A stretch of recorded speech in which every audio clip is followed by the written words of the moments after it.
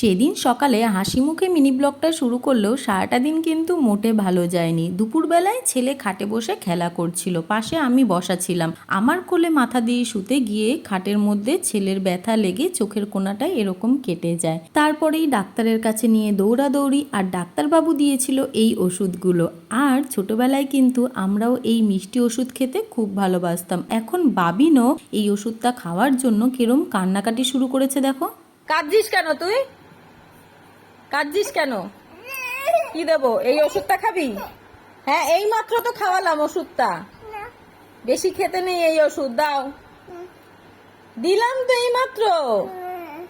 সেদিন ছেলে এতটাই কান্নাকাটি করছিল যে আমার মনটা আর ভালো লাগছিল না, তাই মিনি ব্লগটাও কন্টিনিউ করিনি। নেক্সট ডে বাবিনকে নিয়ে ছাদে গেছিলাম। এখন বাবিন অনেকটাই ভালো আছে, আর বাবিন এইদিকে দেখতেই তো পাচ্ছ ফুল তুলছে। দেখা হচ্ছে তোমাদের সাথে আমার নেক্সট মিনি ব্লগে।